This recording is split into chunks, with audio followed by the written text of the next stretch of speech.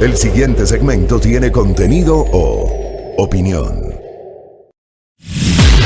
La entrevista en A Primera Hora. Analizamos los hechos del momento junto a sus protagonistas. 7 de la mañana con 5 minutos, gracias. Esto es A Primera Hora por la señal de Majestad Radio. Ya mismo estaremos enlazados también con Majestad Televisión. No se olviden que estamos transmitiendo nuestro espacio de noticias a través de las frecuencias de Majestad Radio, 89.7 FM estéreo en Pichincha, 88.5 en Manabí, 97.5 en Esmeraldas. Ya mismo estaremos enlazados con Majestad Televisión en Santo Domingo. Ahora mismo en la provincia de Sáchira nos pueden sintonizar a través del canal 3 del sistema TVNet. Estamos en la internet por www.radiomajestad.com y estamos en Facebook Live a través de la fanpage de Majestad Radio. Leamos y pidamos a nuestros invitados que lean justamente el debate del día de ayer. Karen Garzón Sherdek, directora de Relaciones Internacionales de la Universidad Internacional SEG, está con nosotros. Y Marcelo Espinel, director de Proyectos de la Fundación Ciudadanía y Desarrollo, también está con nosotros. ¿Cómo están, doctores? Bienvenidos. Gracias por atendernos de modo telemático. Les hemos invitado justamente para, en los siguientes minutos, hacer una valoración justamente sobre lo que nos deja el debate. Y quiero empezar de lo macro a lo micro, es decir, del análisis general, y luego vamos a ir particularizando algunos elementos. Empiezo con las damas. Karen Garzón, bienvenida, buenos días. Buenos días, Fabricio, buenos días a todo el público que nos escucha. Un gusto compartir este espacio con Marcelo Espinel. Creo que hay que partir de la normativa, y en este caso es importante que destaquemos la reforma al Código de la Democracia de 2020, que estableció la obligatoriedad del debate en las candidaturas a la presidencia. También, por supuesto, existe el reglamento de debates electorales que traza el proceso del debate en sí. Y un elemento importante a tomar en consideración es que anoche, como lo mencionaba Fabricio, en redes sociales se marcó un hito histórico al ser la primera vez desde 1984 en que los finalistas presidenciales se encontraron en un debate. Ahora bien, existen varios elementos que mencionar, pero sin duda estos espacios fomentan una democracia deliberativa dialogante. ¿Qué permite el debate? Justamente que tenga un efecto pedagógico, y es hacer que el electorado comente, se involucre sobre las temáticas de interés nacional. Marcelo Espinel. Muy buenos días, Fabricio. Un cordial saludo tanto a Karen y a tu distinguida audiencia. Pues bueno, sí, yo creo que es positivo para el país que ahora a nivel normativo se establezca la obligatoriedad de un debate, no solo para los candidatos a la presidencia y vicepresidencia de la República, sino también en todos los niveles de gobierno, y eso seguramente veremos en las siguientes elecciones. Pero aquí tal vez esté el cuestionamiento. Esperemos que la experiencia de los dos anteriores debates realizados en nuestra división de grupos, así como también el debate realizado que vimos el día de ayer, nos permitan pensar hacia el futuro, cómo tiene que cambiarse la normativa de cara a garantizar este voto informado y razonado de los ciudadanos. Pues aquí yo quisiera ya poner el primer cuestionamiento. ¿A quién debemos llamar la atención al respecto del tipo de moderación que vimos ayer? ¿Al Consejo Nacional Electoral y a la Comisión Nacional de Debates por la normativa que ellos realizaron? ¿O a un periodista que lo único que hace es atarse precisamente a esta metodología y este reglamento y que realmente no le dan mucho campo de acción? Pues eso es lo que tiene que hacer, ¿no? Cumplir con la normativa nacional vigente. Allí entonces, por ahí quiero empezar, ya que lo está mencionando Marcelo Espinel. Karen, el formato fue muy malo, el formato fue inadecuado, el formato impidió que tengamos un mejor debate. Partamos justamente del formato, Karen. ¿Cuál es su opinión sobre eso? Evidentemente, como mencionaba Marcelo, existen varios aspectos a mejorar. También puedo señalar varios elementos positivos. Y quiero centrarme también en uno de ellos, y es que dentro de, y esto lo comentaba justamente el viernes con el jurista André Benavides, es que el instructivo del debate elaborado por el Consejo Nacional Electoral en su artículo 4, literal A, no se mencionan las preguntas de la ciudadanía. Y aquí hubiera sido muy interesante y tal vez sería pertinente perfeccionarlo para un próximo debate, implementar lo que se hizo en México en el año 2018, cuando el Instituto Nacional Electoral permitió que la ciudadanía enviara preguntas para el debate presidencial. ¿Las enviaba en vivo? No, lo hacían a través de redes sociales. Había en el cual un periodo corto pero en el cual la ciudadanía podía, a través de las redes sociales, enviar a determinado candidata o candidato determinada temática y una pregunta puntual. Entonces, por supuesto, el comité lo que hacía era filtrar las preguntas, claro. Y a la final la ciudadanía estaba involucrada. Ese es uno de los aspectos que a mí me parece muy interesante que se pueda perfeccionar para un siguiente proceso electoral. Marcelo, me parece a mí esta parte interesante porque es verdad, y esto lo había alertado el jurista André Benavides desde hace varias semanas, de que el Código de la Democracia establecía la participación de la ciudadanía e inclusive la propia participación del moderador con preguntas. O sea, creo que allí ya hay una alteración del formato que debió haberse aplicado. Fabricio, en el artículo 4 del reglamento aprobado por el Consejo Nacional Electoral, en el literal A, define de manera específica qué son los debates electorales. Y en esa misma definición se establece que se va a someter a los candidatos al cuestionamiento, tanto de sus contendientes, así como también del moderador. Y esto no vimos nosotros el día de ayer. No hubo cuestionamientos del moderador. O sea, la moderadora en este caso se dedicó simplemente a leer las preguntas que estaban en el sobre. Exactamente, fungió como una suerte de maestro de ceremonias en la cual le otorgaba o debió otorgarle la palabra a cada uno de los candidatos, o incluso pudimos evidenciar que hubo un irrespeto al respecto de los tiempos que debían cumplir cada uno de los candidatos respecto al otorgamiento de la palabra por el moderador. En esta línea también nosotros vimos en la denuncia que hizo mediante un video Andrea Bernal, en la que precisamente se excusa de ser partícipe del proceso de debate porque no se daba el espacio a las repreguntas, que es algo que debía establecerse o que debía respetarse de acuerdo a lo establecido en el reglamento de debates aprobado por el Consejo Nacional Electoral. Eso, ¿por qué no se respetó, Marcelo? ¿Por qué consideras que no se respetó este requisito? Yo creo que tal vez deberíamos tratar de indagar un poco la historia casa adentro, a ver si es que tal vez fue una posición por parte de los candidatos del hecho de que no se haya querido plantear estas repreguntas, porque creo que era importante que la ciudadanía tenga un representante dentro de ese debate, y la ciudadanía podía haber tenido ese representante a través del periodista, que pueda plantear preguntas, que no se haga el un candidato al otro candidato, que pueda plantear preguntas que tal vez no estaban contenidas dentro de los sobres que fueron aprobados por el notario, pero que asimismo pueda insistir a los candidatos en que respondan a aquellas temáticas, a aquellas inquietudes que ellos querían evitar. Habría sido bueno tener ese actor el día de ayer para que de esa manera los ciudadanos podamos conocer de manera específica las respuestas de los candidatos. Correcto. Dejo la parte del formato, voy a la parte del contenido. Todavía quiero hablar de la parte general, Karen Garzón. ¿Cómo los vio usted a los dos candidatos de modo general, Andrés Arauz y a Guillermo Lasso? ¿Cómo los vio en el abordaje de las 5 temáticas macro planteadas por este formato del Consejo Nacional Electoral? Bueno, evidentemente son dos propuestas diferentes de país basadas en la economía y en el Estado. El uno donde la economía debe ser abierta al mundo, el otro indica que protegerá la economía haciendo que los capitales no salgan del país. Para Lasso, el Estado debe ceder la iniciativa al sector privado como motor de la economía, y para el candidato Arauz debe haber un Estado interventor y fuerte. Ahora bien, la retórica, que es un género de oratoria muy importante, generó que la última parte sea muy repetitiva. Y se perdió tiempo importante que pudo haber sido utilizado para explicar de mejor manera el plan de gobierno de ambas candidaturas. Yo creo que actualmente la polarización es inviable en el escenario actual y ambos candidatos lo saben. Quien más lo está utilizando, por así decirlo, a su favor, creo que fue el candidato Lasso, quien mencionó a lo largo del debate que generará varios consensos, varios acuerdos. Pero aquí también hay un tema muy importante que quiero mencionar, y es que primaron los ataques personales. Cuando nosotros necesitábamos que se debatan ideas, que se concrete, todos sabemos que ambos candidatos van a hacer acciones, pero el cuestionamiento fue ¿cómo se lo va a hacer? Y creo que aquí el perdedor del debate a nivel general fue la ciudadanía que quería entender, saber qué van a hacer concretamente los candidatos.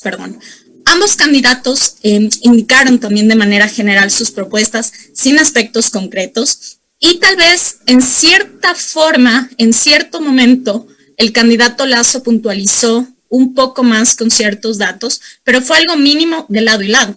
Y la ciudadanía requiere conocer el cómo se van a realizar estas propuestas, cómo sacarán al país de las múltiples crisis que enfrenta actualmente a materia económica, en materia sanitaria.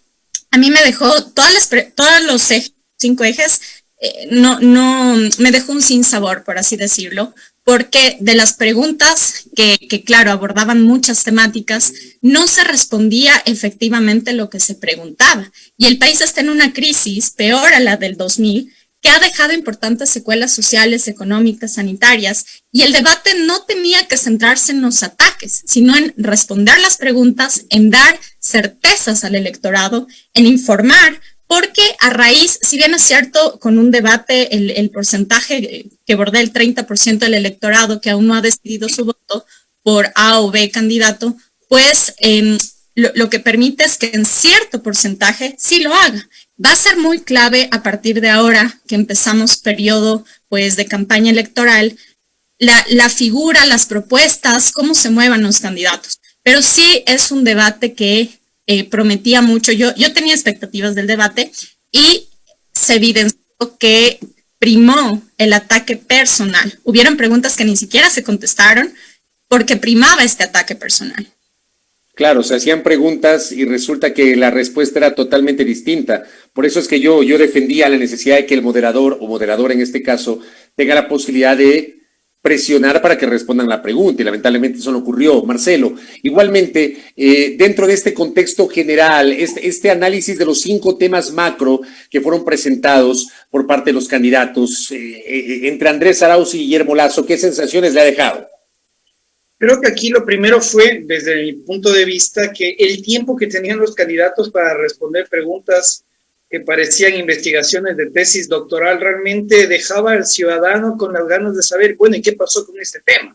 Entonces, por ejemplo, recuerdo en el segundo o tercer eje se decía cuál es su propuesta candidato para poder asegurar el plan de vacunación, reformar el sistema de seguridad social, asegurar la falta, o más bien el hecho de que no exista desnutrición infantil en el Ecuador, etcétera, etcétera, y que esto se pretenda que sea respondido en 1 minuto y medio, realmente creo que fue un sinsentido, y esto es algo que estuvo a cargo nuevamente de la autoridad electoral y de la Comisión Nacional de Debates. Y eso daba paso a que los candidatos en un primer momento pues no puedan contestar todo, pero que también al ser preguntas tan etéreas, no de temas tan específicos, ellos encuentren ahí la oportunidad de atacar precisamente a su contendiente, como decía Karen.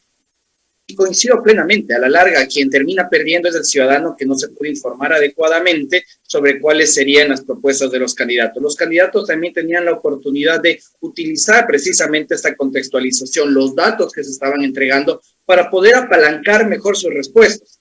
Pero uno lo que podía observar ahí nuevamente era el ataque al sector de la banca y el posicionamiento de un mensaje muy claro por parte de Guillermo Lasso con esta frase de Andrés, no mientas otra vez, que creo que fue lo que nos quedó a la mayor cantidad de ecuatorianos, pero que lo que habríamos querido que nos quede es respuestas un poco más profundas, más específicas sobre cómo sacar al país adelante dentro de esta crisis económica causada por la pandemia, así como también temas referentes a independencia de justicia, cuáles serían las políticas en materia de relaciones internacionales que tenga el Estado ecuatoriano, etcétera.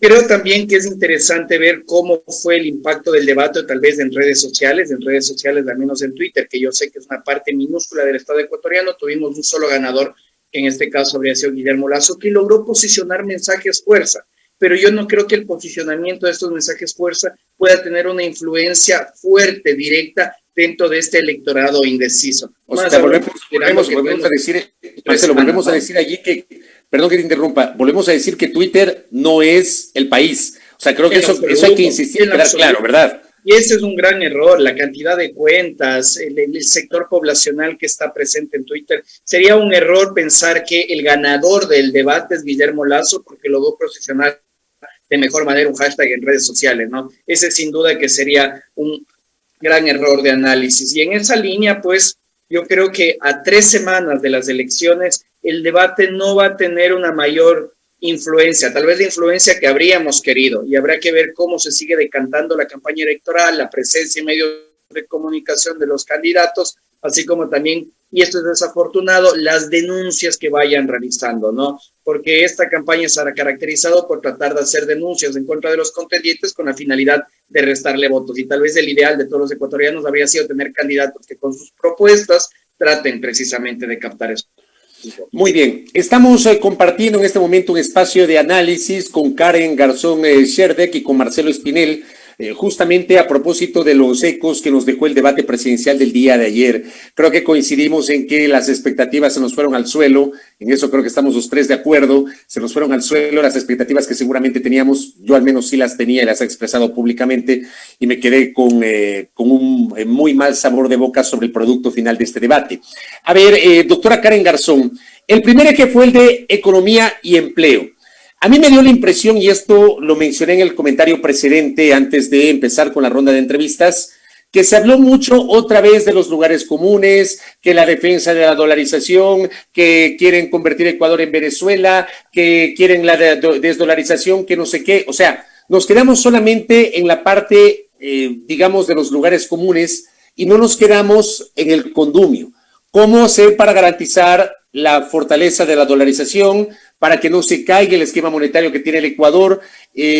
No está claro cómo se va a generar empleo. ¿Qué sensaciones le dejó ese primer eje que se abordó, que era el eje de economía y empleo, Karen Garzón? El candidato Arauz mencionó 3 medidas. El primero, la producción, el trabajo y la liquidez. También habló sobre la reactivación del comercio, el fomento al emprendimiento, que los dólares se queden en Ecuador. Y el candidato Lasso mencionó que conoce la crisis económica que afronta el país, que buscará promover la inversión. Habló también de que cuenta con una larga experiencia y cuestionó el modelo de los 10 años del gobierno anterior. La gran pregunta, Fabricio, y aquí quiero hacer un hincapié, es el cómo. ¿Cómo lo harán? Porque la pandemia nos ha dejado una crisis económica profunda, un endeudamiento muy importante también con los diferentes proveedores. Hay deudas frente a los GATS, hemos recibido una menor inversión, hay pérdida de empleo adecuado, mayor pobreza y pobreza extrema, hablamos de una pobreza multidimensional. Y en ese sentido, creo que las y los ecuatorianos nos urge conocer, si bien todos los otros ejes son importantes, el tema económico es algo que como país nos interesa y mucho. Y en ese sentido creo que pues los candidatos no cumplieron las expectativas de indicar el cómo, cuál será su eje, por qué punto, cuando lleguen al poder cualquiera de los dos, por qué punto empezarán, con quién dialogarán, cuáles serán sus nexos. Y en ese sentido sí considero que faltó profundidad de análisis. Marcelo Espinel, bueno, el eje de economía y empleo, si es que se abordó la economía y el empleo. En primer lado, creo que fue muy positivo que a la larga el Comité Nacional de Debates haya planteado una pregunta tan directa al respecto de la dolarización, porque ese es uno de los temas que más se ha discutido en las últimas semanas y meses dentro del país. Y eso dio paso a que los ciudadanos tengamos una respuesta clara, por ejemplo, por parte de Andrés Arauz, sobre si iba a mantener o no la dolarización.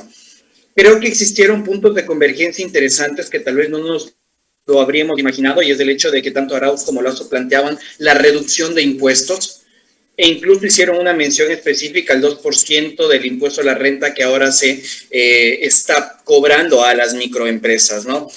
Y creo que no entraron en el cómo precisamente porque tienen un proceso cuesta arriba, ¿no? Y el hecho de que, por ejemplo, se quiera plantear reducción de impuestos implica iniciativa legislativa que va a terminar en la Asamblea Nacional y que para poder lograrlo necesitamos, en este caso, la mayoría respectiva. Entonces, ¿cómo vas a plantear tú, como Guillermo Lasso, la reducción de impuestos si apenas tienes 12 asambleístas que tal vez no apoyen en su totalidad o que no sea lo suficiente para apoyar tu proyecto de ley en materia tributaria, ¿no? Y eso es lo que hizo falta. Tal vez nos quedamos con esa propuesta muy demagógica que nos puede llamar la atención, pero si hubiéramos escuchado el cómo, nos habríamos dado cuenta que los candidatos tal vez no contaban con todas las herramientas para poder lograrlo. Ahora, en el segundo eje se plantea salud, vacunación, seguridad social y nutrición infantil, que me pareció larguísimo, porque seguridad social debería tener un capítulo aparte, pero bueno, lo pusieron ahí mismo. Y yo quiero recoger un comentario que hizo en su cuenta de Twitter el doctor Esteban Ortiz, que ha estado muy activo en los últimos tiempos, sobre todo por el tema de la pandemia, y él decía, entre tanto insulto de lado y lado, no nos dijeron cómo es que vamos a salir de la emergencia sanitaria. Yo le pregunto a Karen Garzón, los candidatos le dijeron al país en este eje de salud, vacunación, seguridad social y nutrición infantil, ¿cómo vamos a salir de la emergencia sanitaria? Karen Garzón. Yo creo, estimado Fabricio, que a partir de este segundo bloque de preguntas, se evidenció claramente la estrategia implementada por cada uno de los candidatos en este debate. ¿Y cuál fue?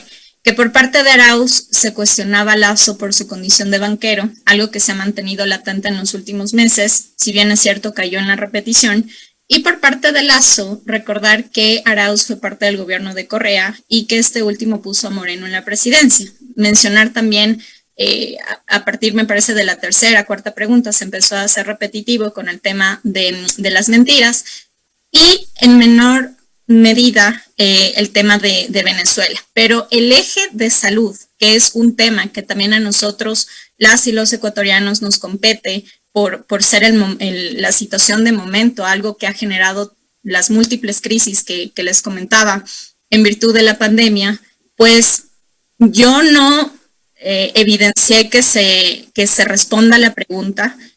También el tema de desnutrición crónica infantil no se lo mencionó, a pesar que es un tema importante para nuestros niños.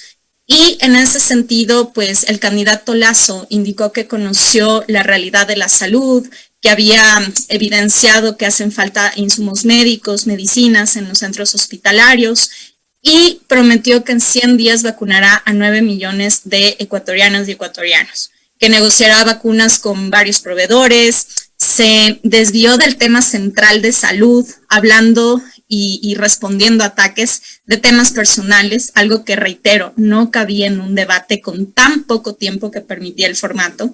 Y aquí le faltó al candidato Lasso fuerza, es decir, enérgicamente desmentir la vacunación que supuestamente habría recibido él y su compañero de fórmula. No lo hizo, no fue frontal. De hecho, en la última parte, donde Arauz le increpó un par de ocasiones sobre el tema de la vacunación de su compañero de fórmula, Lasso no respondió y solamente después de que ya cuando se terminó el debate, publicaron algo en la cuenta Twitter de Alfredo Borrero de que no había sido vacunado y ahí sí vino obviamente la cita de ese tweet ratificando que no ha sido vacunado Borrero, pero no lo dijo en el debate. O sea, creo que ahí no hubo ningún tipo de desmentido frontal. Correcto, Fabricio. Al inicio, por lo menos fue mi percepción, que el candidato Andrés Arauz inició de manera muy fuerte y fue bajando a lo largo que transcurría el debate, y lo contrario ocurrió con Guillermo Lasso. Al inicio tal vez estuvo de manera más pasiva. Esta pregunta que era clave cuando Arauz le preguntaba el tema de si preferiría o primaría su aspecto personal de banquero o el bienestar del país, pues él tampoco respondía a esa pregunta. Y era muy importante que él empiece y termine de manera muy enérgica, contestando exactamente lo que se le preguntaba. En este eje, Arauz también propuso una vacunación universal y gratuita, habló de la reincorporación de 6,000 médicos que fueron despedidos en estos años y habló también de la prioridad en salud preventiva. Pero nuevamente no se habló de la desnutrición infantil, no se abordó la temática de la vacunación, que hoy por hoy es uno de los aspectos que más nos importan como país. Este eje de salud, vacunación, seguridad social y nutrición infantil, ¿qué sensaciones le dejó a Marcelo Espinel? Como lo decía hace unos minutos, realmente las temáticas son muy amplias como para que se espera hayan sido abordadas de 1 minuto y medio, como también mencionabas tú, Fabricio. Eso creo que fue un gran error, porque los ciudadanos no pudimos obtener respuestas completas. Y eso les obligó a los candidatos a que parte de esta temática sea abordada en siguientes preguntas, en siguientes ejes temáticos, incluso en las preguntas personales, con la finalidad de no dejar esta sensación al ciudadano. Creo que, como comentaron ustedes también, fue la oportunidad para que los candidatos comiencen a expresar ataques personales como una estrategia de evitar responder estas preguntas directas. Me habría gustado conocer cuál era la opinión de Guillermo Lasso al respecto de una posible contribución que proponía, en este caso Arauz, a los banqueros, a las utilidades de banqueros, con la finalidad de enfrentar la crisis económica actual, y que la respuesta no sea, esto ya pasó en el 2016 en su gobierno con la contribución especial para enfrentar las consecuencias del terremoto. De igual manera, yo creo que quedó clarísimo, y tal vez pueda ser una interpretación únicamente mía, de que Guillermo Lasso no tiene plena confianza de lo que hace o lo que no hace su candidato a vicepresidente. Y por eso es que no se atrevió a responder sobre la vacunación o posible vacunación que habría tenido el candidato Borrero. Y tuvo que esperar a que se culmine el debate y se pueda informar, ¿no? Claro, a mí lo que me dio la impresión es que Lasso no sabía si Borrero se vacunó o no. O sea, esa es la impresión que a mí me quedó.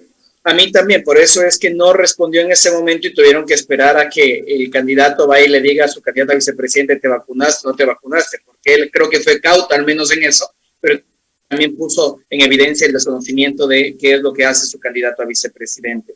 En esa misma línea, yo creo que sí es penoso para el país el hecho de que ahora la mayor preocupación sea la posibilidad de la reactivación económica mediante la vacunación y los candidatos no nos digan también ese cómo, ¿no? Tal vez Guillermo Lasso fue un poco más específico diciendo cuál es el número de centros de salud que existe en el país, a cuántos vamos a vacunar cada día, qué tipo de vacunas se van a adquirir, etcétera, etcétera, y que en cambio Andrés Arauz nos haya dejado con ese sinsabor cuando ya inmediatamente se comenzaron a ir a la arena de los ataques personales.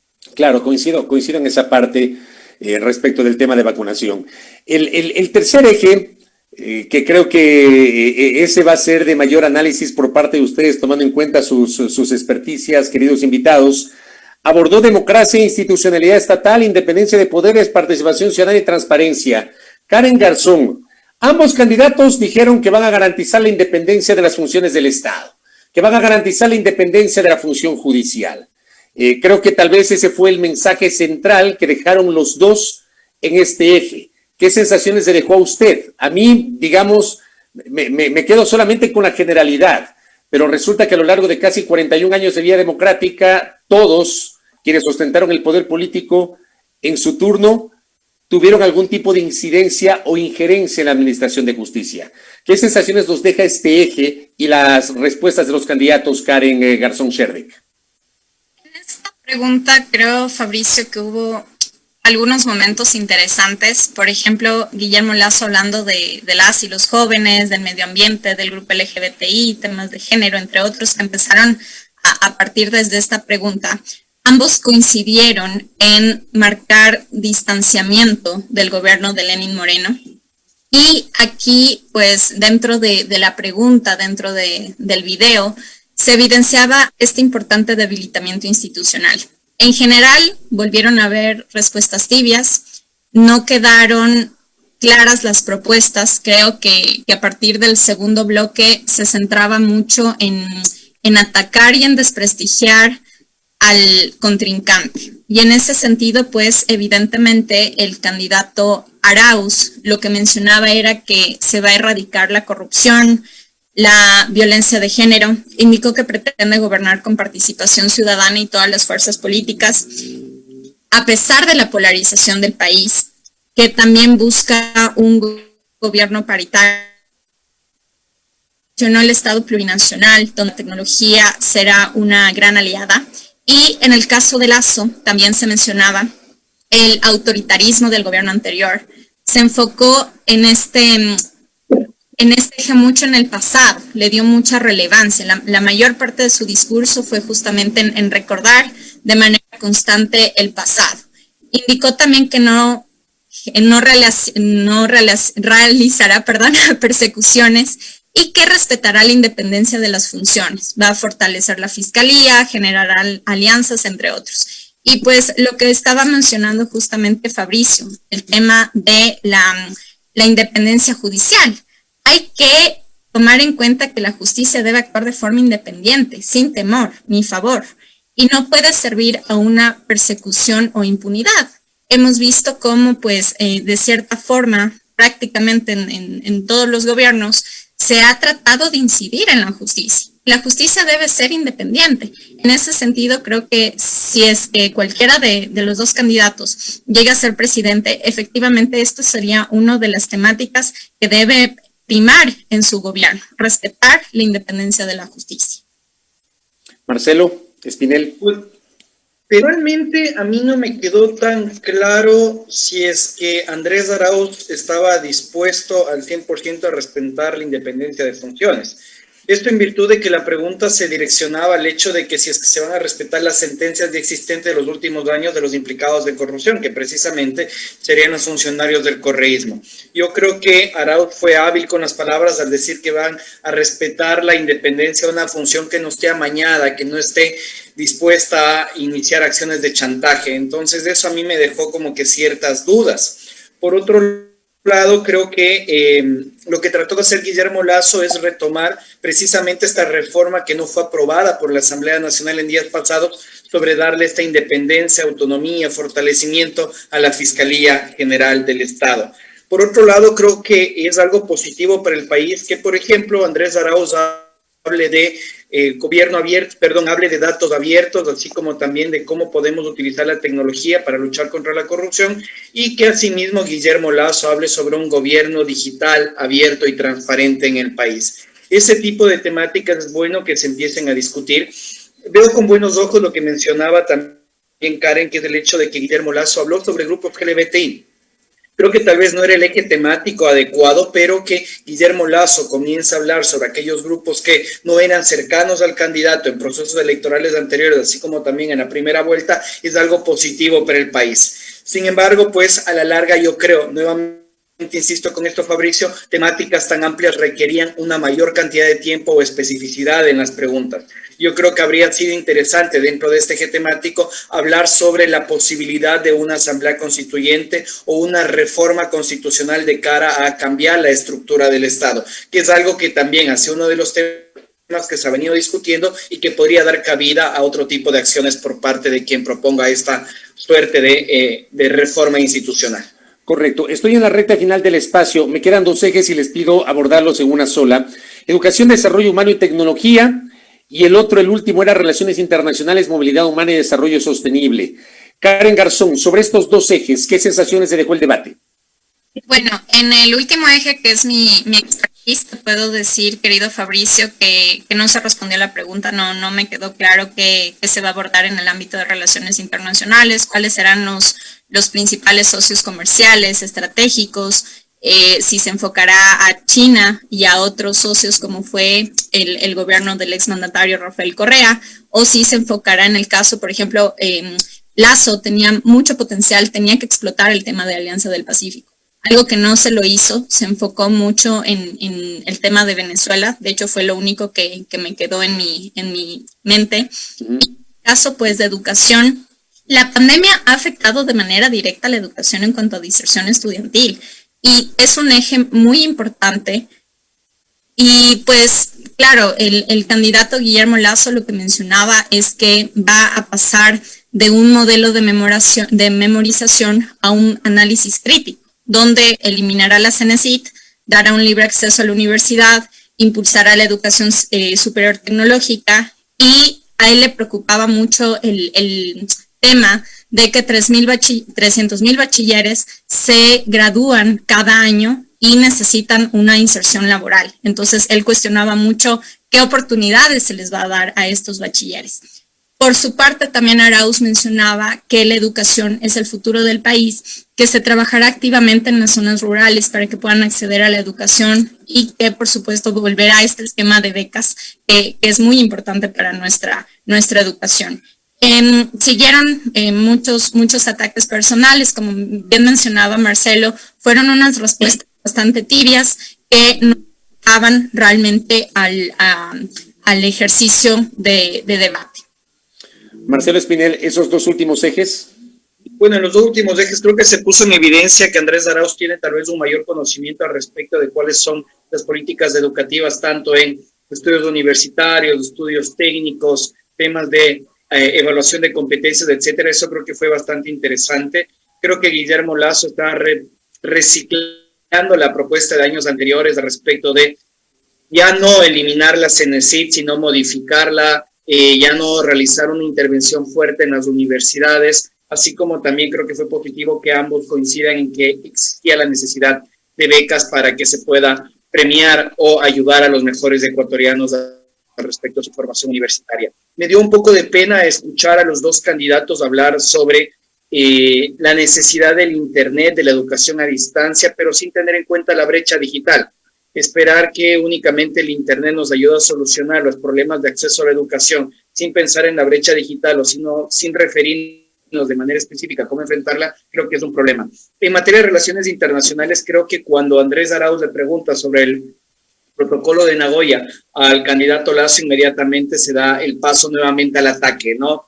Preferimos evitar la respuesta directa de una pregunta y comenzamos a hablar sobre dictaduras en Venezuela, comenzamos a hablar sobre quién se hace cargo, no se hace cargo del gobierno de Moreno, etcétera, etcétera. Entonces yo creo que ya en estos dos últimos ejes del debate cada vez pues se fue diluyendo la profundidad de que podían haber tenido los candidatos. Correcto, y les quiero hacer una pregunta final a los dos. A ver, me queda claro y yo coincido con ustedes cuando dicen que en el camino es el país el que perdió fruto de este debate. Karen Garzón, ¿ganó alguien el debate o no? ¿O los dos perdieron?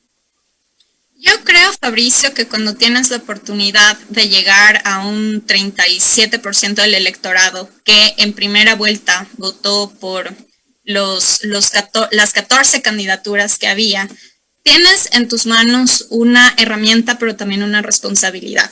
Y en ese sentido, no caer en la provocación del otro candidato cuando se vaya a ataques personales, sino tú enfocarte en lo que va a ser tu posible rol como presidente constitucional del Ecuador, representando a 17 millones de ecuatorianas y de ecuatorianos.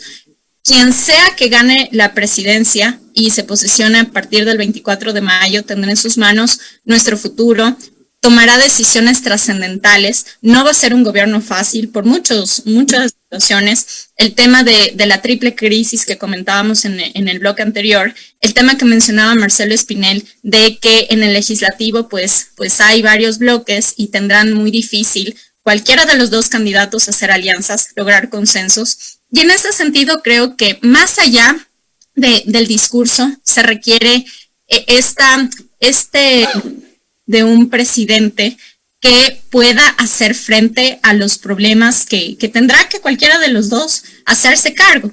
Yo no me atrevo a decir que X o Y candidato ganó el debate. Yo lo que sí creo es que el Ecuador perdió, y perdió principalmente el electorado que quería definir su voto. Este gran porcentaje, porque claro, quienes votaron por Arauz o por Lasso en primera vuelta, seguramente lo repetirán en la segunda vuelta, pero este 37% del electorado que votaron por otras candidaturas querían definir su voto. Y recordemos también que hay un importante porcentaje del electorado que estará indeciso hasta los días próximos a las elecciones, por no decirlo hasta el mismo día de la jornada electoral.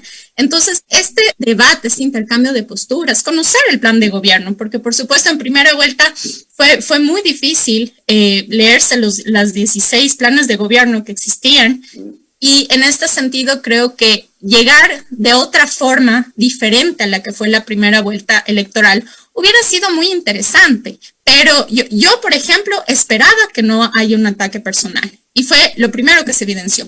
Entonces creo que en sus manos estaba poder captar este porcentaje, pero me imagino que tal vez en ciertas personas sí se logró definir, pero creo que va a ser algo muy mínimo versus lo que se pudo haber hecho. Correcto. Y Marcelo Espinel, con usted cierro, ¿será que, y yo coincido con lo que dice Karen Garzón en el sentido de que obviamente los votos de Arauz de la primera vuelta están ahí? O sea, él tiene su voto duro, Lasso seguramente tiene su voto duro igualmente, pero había este 30 y pico de porcentaje de indecisión o de gente que votó por otras vertientes políticas en la primera vuelta que tienen que definirse. ¿El debate ayudará para eso o no, Marcelo? Creo que ese habría sido el ideal. Yo creo que no logró ayudar a eso. Creo que también aquí hay que tener en cuenta que las circunstancias de la primera vuelta son distintas ahora. ¿A qué me refiero? Que en el debate de la primera vuelta hubo ganadores, y los ganadores eran aquellos que pudieron captar electorado, que eran candidatos nuevos y que el debate permitió posicionar su discurso. Creo que la estrategia aquí de los candidatos tenía que ser distinta, tratar de ir hacia ese 37% que mencionaba Karen. Sin embargo, no lo hicieron. Siguieron polarizando a aquellos correístas y anticorreístas, y no pensaron en que tal vez existía una tercera vía que era la que tenía que ser captada. Tratar de topar los temas referentes, por ejemplo, a desarrollo económico del Estado, pero respetando el medio ambiente, como lo mencionaba Yaco Pérez. Tratar de abordar temas referentes a género, un poco más de inclusión, temas poco más dentro de la centro y centro izquierda, como lo mencionaba Javier Herbas, así como también esta lucha contra la corrupción a través de la transparencia, como lo mencionaba Pedro José Freire. Yo creo que tal vez con mensajes un poco más directos hacia ese electorado podríamos haber pensado en que habría la posibilidad de tener un ganador. Desafortunadamente esto no sucedió, el mensaje fue el mismo, el mensaje fue repetitivo y es algo que como país, como sociedad nos hace daño porque nos sigue polarizando, sigue debilitando la cohesión social. Y a la larga lo que va a suceder, como ha sucedido en años pasados, es que el ecuatoriano en su mayoría llegue el domingo 11 de abril a votar y que en ese momento tome una decisión. Y eso pues no nos ayuda a fortalecer nuestra democracia. Correcto. Quiero agradecer a Karen Garzón Sherdek, directora de Relaciones Internacionales de la Universidad Internacional SEC, por estos minutos que nos ha concedido, junto a Marcelo Espinel, director de proyectos de la Fundación Ciudadanía y Desarrollo. Gracias, doctores, por el tiempo. A que tengan un buen día. Un buen día, gracias. Gracias, Fabricio. Gracias. Hasta luego. Muy amables. Gracias. A nuestros invitados haciendo un análisis, es un tema muy amplio, ¿no? El analizar lo que nos ha dejado el debate. Yo, al final, digo, me quedo con el hecho de que el país es el que termina perdiendo. Y queda esta sensación de este sinsabor, ¿no? De una gran expectativa que tenía este ejercicio histórico, porque así estaba previsto, que este debate sea un debate histórico, el primer debate entre dos finalistas presidenciales en 37 años de vida democrática en el Ecuador, y nos quedamos con ese sinsabor. Yo sí creo que el país lamentablemente perdió. Queda para la reflexión de cada uno de ustedes. 7 de la mañana con 45 minutos. Voy a la pausa aquí en A Primera Hora y también estamos saludando a nuestros televidentes allí en Santo Domingo de los Áchilas, enlazados a través de la señal de nuestro canal Majestad